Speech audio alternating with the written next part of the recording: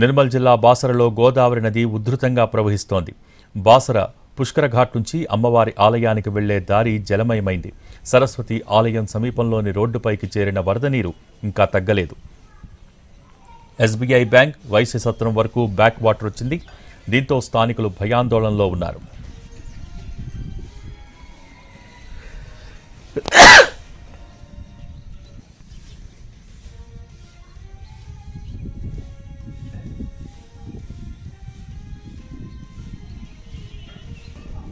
నిర్మల్ జిల్లా బాసరలో గోదావరి నది ఉధృతంగా ప్రవహిస్తోంది.